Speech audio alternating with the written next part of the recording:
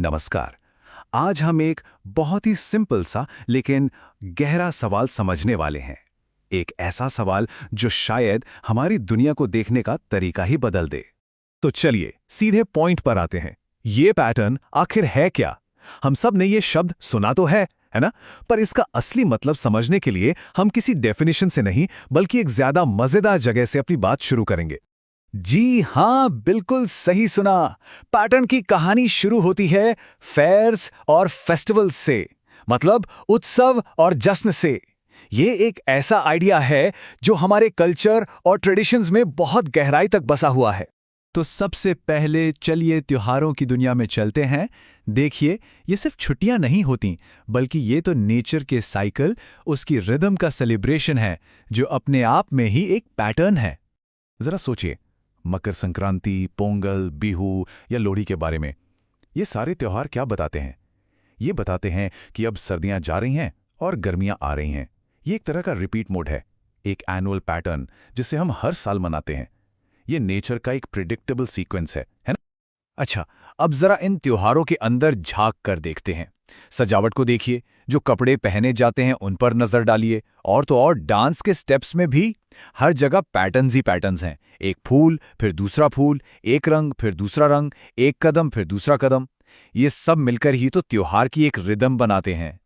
ठीक है, तो अब ये तो साफ है कि पैटर्न्स हमारे चारों ओर हैं, पर पता है इससे और भी इंटरेस्टिंग क्या बनाता है? वो है पैटर्न्स बनाने का प्रोसेस, अ न्यू क्रिएशन। उसका जो मजा है, पैटर्न बनाना कितना आसान और फन फिल्ड हो सकता है।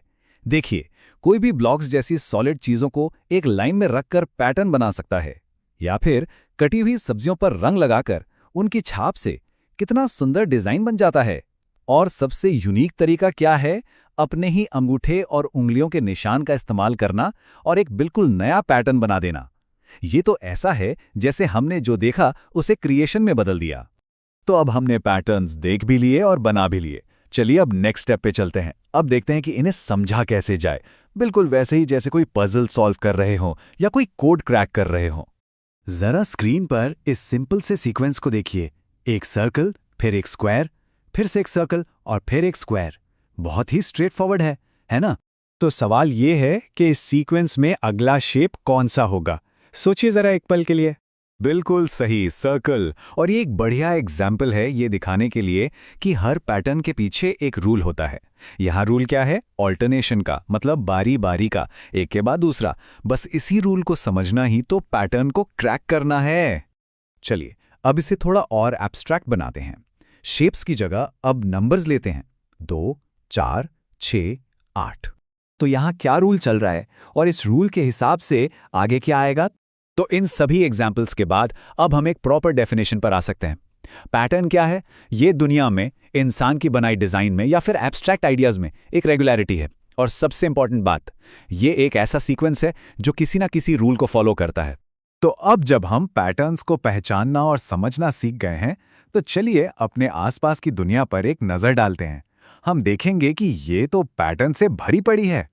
मंदिरों की वो बारीक नक्काशी से लेकर तितली के पंखों तक, एक ज़ेब्रा की धारियों से लेकर साड़ियों के डिजाइन तक, अरे यहां तक कि हमारे फर्श पर लगी टाइलों और मधुमक्खी के छत्ते में भी हर जगह पैटर्न्स हैं।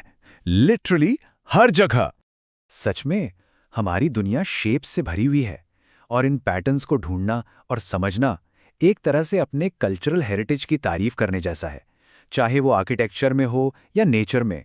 अगर हम ध्यान से देखें ना, तो नेचर और आर्ट एक ही भाषा बोलते हैं। जैसे एक तरफ पत्तियों की सिमेट्री है, तो दूसरी तरफ कोलम की ड्राइंग में रेपिटेशन। एक तरफ ज़ेब्रा की धारियां, तो दूसरी तरफ साड़ियों की बुनाई। मतलब नेचर और ह्यूमन क्रिएशन दोनों ही पैटर्न्स के रूल्स फॉलो करते हैं। तो इन सब का मतलब क्या निकलता है? यही कि पैटर्न सिर्फ खूबसूरत डिजाइन्स नहीं हैं, वे इससे कहीं ज्यादा, बहुत ज्यादा हैं। असल में पैटर्न्स लॉजिक की लैंग्वेज है, जिस पर मैथ्स और साइंस टिके हुए हैं। ये आर्ट की सोल है, जो ब्यूटी और हार्मनी पैदा करती है। सीधी सी बात है, पैटर्न्स दुनिया को समझने का एक फंडामेंटल तरीका है। और ये सिर्फ देखने की बात नहीं है, पता है, पैटर्न्स एक्शंस में भी हो सकते हैं। जैसे एक ताली, एक चुटकी, फिर एक ताली, फिर एक चुटकी। ये एक ऑडियो और किनेटिक पैटर्न है। इससे पता चलता है कि पैटर्न्स हमारी दुनिया के फैब्रिक में, मतलब ताने बाने में कितने गहरे बसे हुए हैं। तो चलिए इसी सोच के साथ इस बात को यहां खत्म करते हैं। अब जब हम पैटर्न्स को पहचानना जानते हैं तो सोचिए हमारे चारों ओर अब कौन कौन से नए पैटर्न्स और कनेक्शंस नजर आएंगे। शायद पत्तियों में, बिल्डिंग में या फिर म्यूजिक की किसी धुन में। ये खोज तो अब हमेशा चलती रहेगी।